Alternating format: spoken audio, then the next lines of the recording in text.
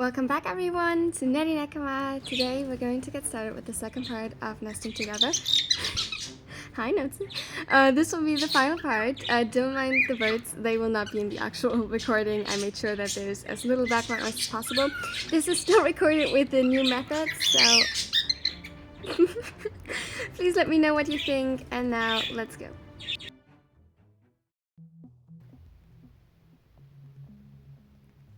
Akaashi looked up surprised as Kenma came down from his office and let himself flop onto the couch beside him.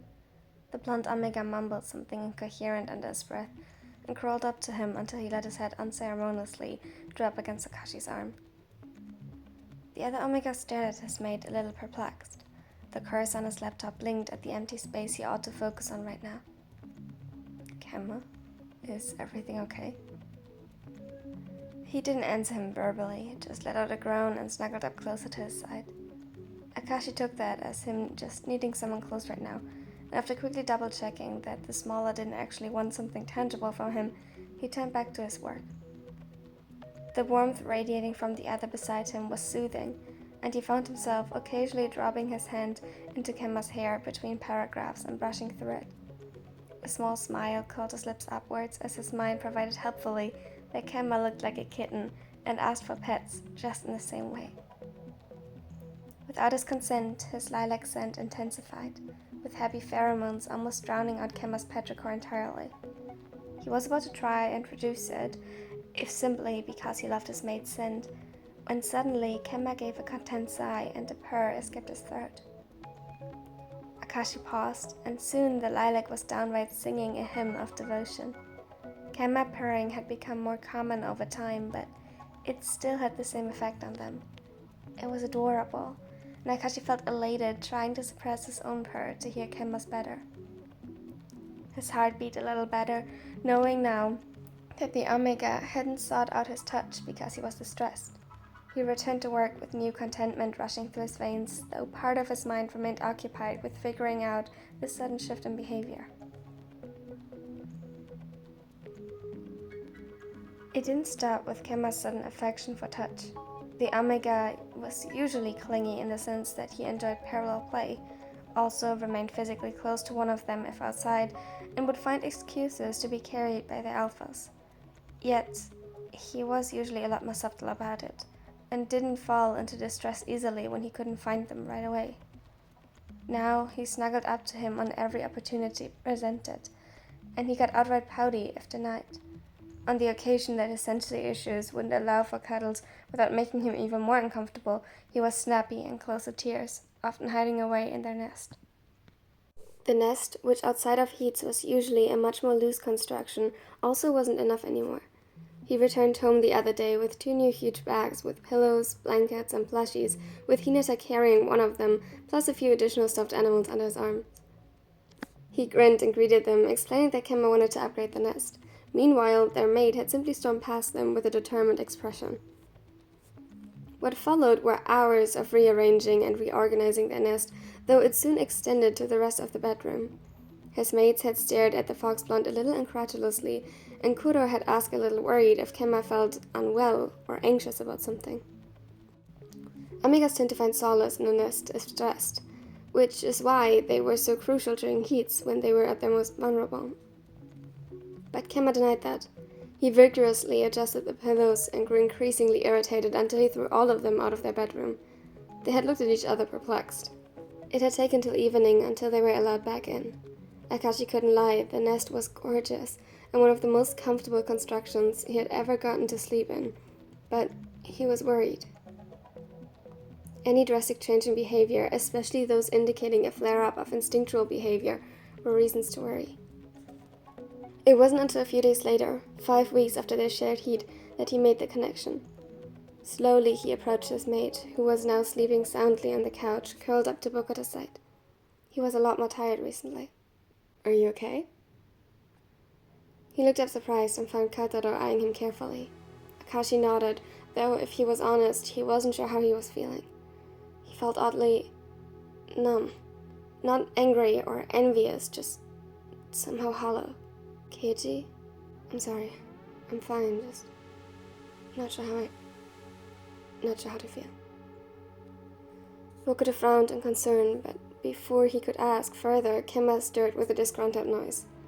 Bokuto frowned in concern.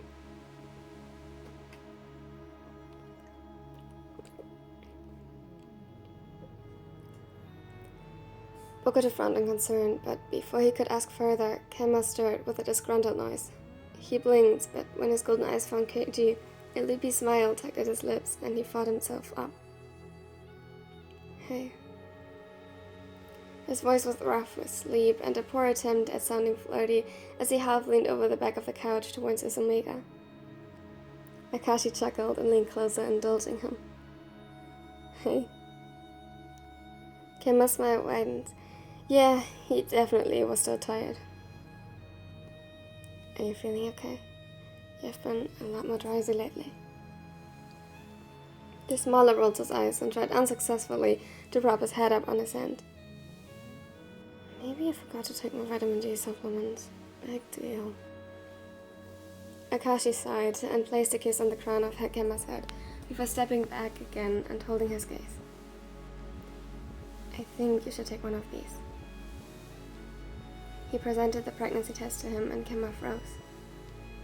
It seemed to shake him awake because he suddenly straightened up and tensed. He looked between Akaashi and the test, and the Raven could see the pain that flickered up in his eyes every time they met Akaashi's. More so as the words sunk in. Pity, his brain provided unhelpfully. Keiji. No, that's not. Bokuto next to them had tensed too, looking at Akaashi with wide eyes, holding a silent plea. The taller Omega sighed and chose to focus on Kemma instead. His well-being had first priority. He could do the expectation management later. You have been a lot more tired. I always am. Akaashi stopped him with a gesture to let him finish. He's right. You've been nesting outside of heat or preheat, and required a lot more physical closeness than usual. It doesn't have to mean anything, but it's worth investigating. Kemma pressed his lips together tightly. He seemed to search his eyes for something Akaashi couldn't quite place until he whispered his reply. But you wanted this. I was just okay with it. Akaashi's heart broke a little as he sensed Kemma's guilt through their bond. I did, but that's separate from you. We already decided on 2 kids, so one doesn't exclude the other. His voice felt hollow, but he meant it. Either way, it's better to make sure. A long pause stretched between them. Bokuto seemed anxious to help, but unsure how to, and Akaashi had to quickly look away when meeting his alpha's gaze. He couldn't bear that worry for him, that his brain all too quickly turned into pity. Okay, but then you should take one too. Come on. It's been 2 more weeks. It'll be more accurate now. It could have changed. If it didn't, it'd only be that much more certain that it hadn't taken. Akaashi wasn't sure he could take it seeing another negative. This time almost 100% accurate. Still, he nodded. No use in arguing with him, and when he thought about how anxious he was the first time, it might be better not to send him through that alone. They did the test, but this time stepped outside the bathroom to wait. Kemma sat down against the wall and offered his hand to Akaashi, but the other refused. He gave him an apologetic look as he crossed his arms over his chest. Bokuto joined them. He looked at the Raven with deep worry reflected in his eyes, and the Omega hated how if Kemma's test would turn out positive, which he was sure of, he'd taint this for all of them. He bit the inside of his cheek until it bled. As if noticing it, Bokuto came closer to stand beside him, wisely leaving some room between them. No matter what the test says, it'll be okay. We'll find a way. I promise. Akaashi's throat felt too tight to answer, so he just nodded. He knew the result, was convinced of it, but that didn't stop the anxiety from taking root inside of him, and growing until its vines choked him. When the timer rang, he didn't want to move, but he could see that Kemma wouldn't without him. He forced his muscles to comply, fighting the tears welling up in his eyes. He turned his test over and frowned. Kemma, I think we switched up the... But Kemma only held up his. Positive. They were both positive. The blonde grinned as tears of joy gathered in his eyes. Akaashi couldn't speak, though he tried.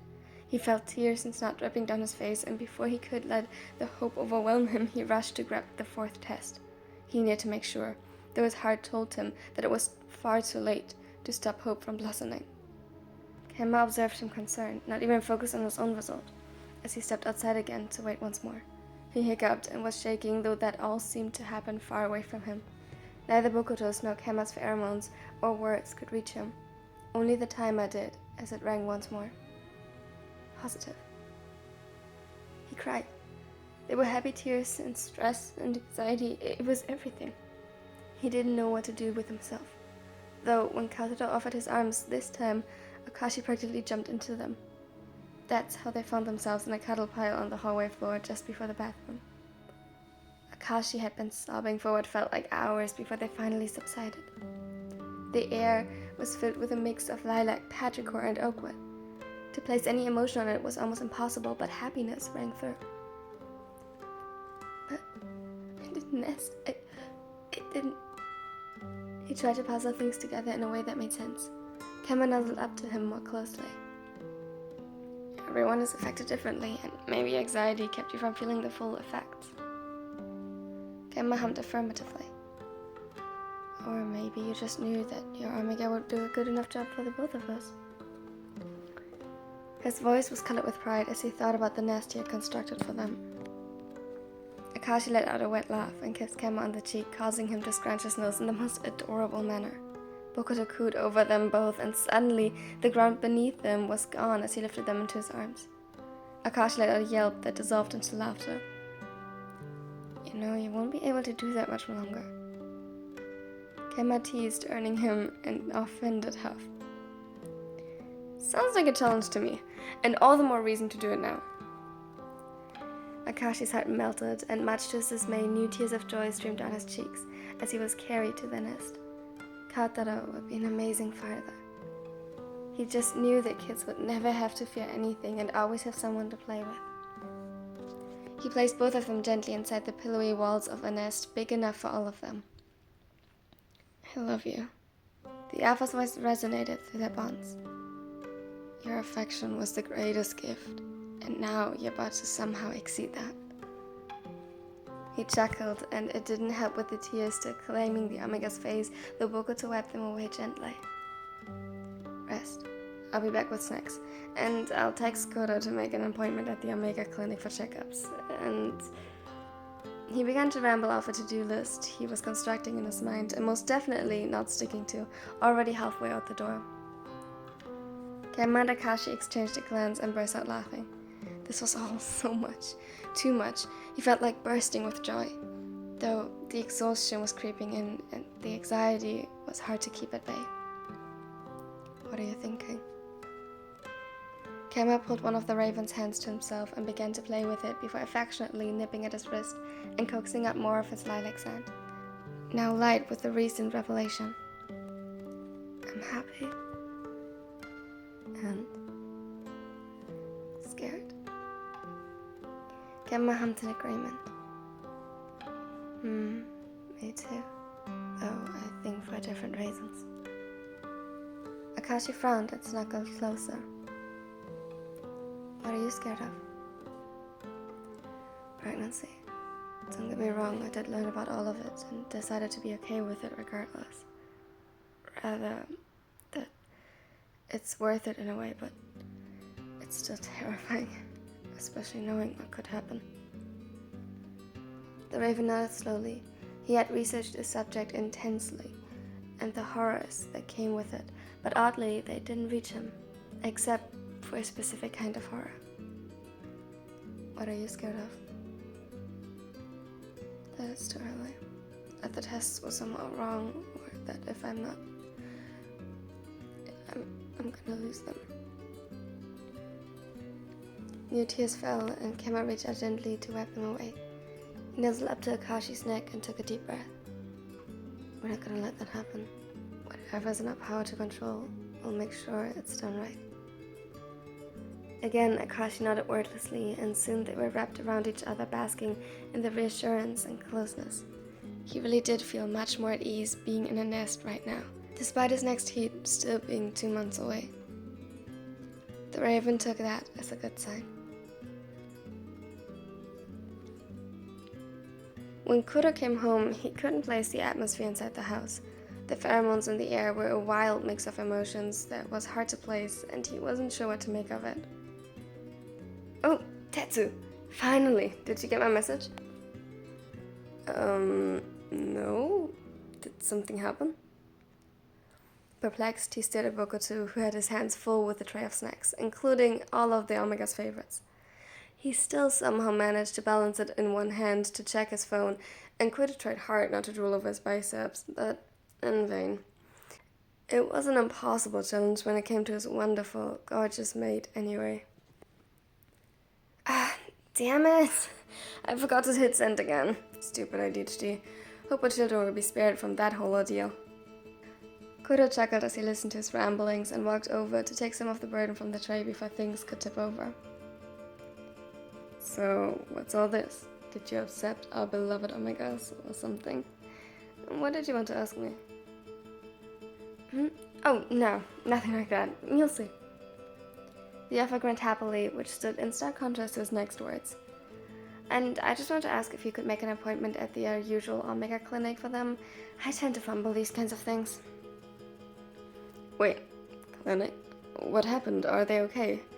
Do they feel Katado? He said after his alpha, who simply proceeded towards the nest, causing Kuroo's confusion to grow and his anxiety right alongside it. It was one of these rare occasions where upon turning to Kuroo again, there was something mischievous in the ace's eyes, alongside something he couldn't identify. It didn't help ease his worries. What did placate him was seeing both of his Omegas safe and sound in their nest, smiling welcomingly at their alphas. Though Akaashi's face still bore evidence of tears, causing Kuroo to rush towards them, while Bokuto carefully placed the tray to the side and taking the things Kuroo had carried from his hands. What happened? Are you okay? Kuroo kneeled by the edge of the nest, wary to cross it in case it would cause them further stress. You haven't told him yet? Bokuto shook his head. Thought you'd want to do that, but I wouldn't miss it for the world. Confused, Kuroo looked at his alpha, then back at his Omegas, and suddenly Akaashi sat up and rested a hand over his stomach. We'll have pups. Kuroo's brain seemed to momentarily malfunction, and all he could do was stare. We'll have a pup. He couldn't believe it. Kemma pulled himself up beside Akaashi and gently corrected. Pups. Plural. And Kuroo could have about ascended at that point. Instead, he silently asked for permission to enter the nest, and once given, pulled both of his mates into a bone-crushing hug, careful to keep them and their bellies safe. Thank you. Tears of happiness were falling from his eyes, and Akaashi whined softly, though with no real distress behind it. Stop it. I'll also crying again as well. By the thickness layering his voice, it was already too late for that. Kuroo let out a wet laugh. They fell into bed together, joined by Bokuto. The alphas ended up with an Omega each between their legs as they watched a movie and fed them snacks. Akaashi had turned beet red and tried to refuse being fed, causing Bokuto to look at him pleadingly. The revelation of pups had their instincts running on overdrive, and simply caring and providing for their Omegas was the easiest way to placate them. Kemma had visibly no issue with that at all, taking any excuse he could to be a little lazy, especially when already tired. Kuroo pulled him closer to his chest and reached for the snacks Kemma preferred. Akaashi too let himself be persuaded and was soon purring in Bokuto's lap, his head cradled against the tallest chest. Kuroo had the slight inkling that neither of them was actually watching the movie. Kemma seemed the only one invested, though his commentary consisted mostly of making fun of the romance subplot, which admittedly was beyond cheesy and not exactly healthy.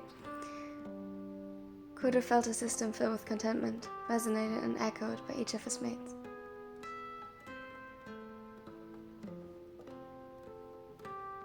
Alrighty, thank you so much for watching to the end. I really appreciate it. Now, I have a few comments towards the new editing method. I'm still figuring out the details. Like, as you can maybe tell, I was a little bit out of breath at the end because I'm not used to editing essentially it like an audiobook where I read everything in one go, and I had to edit it out quite some mistakes. Also, the timing wasn't as perfect, but I already think I have a solution for that. So please trust that with practice this will get better, and I do not intend to do this always, but at times like this where otherwise I couldn't make content at all, this is my best option. So let me please know in the comments if you think this is still worth it, if you like it, and a special thanks as always goes to my Danny Nekos who helped me so much throughout all of these. The semester is now almost over. Got a few more things to do, and I really hope I will get them done. Please, thank you for your continued support. Let me know in the comments what you think. Here's more videos if you want to. Today's gonna be a good day.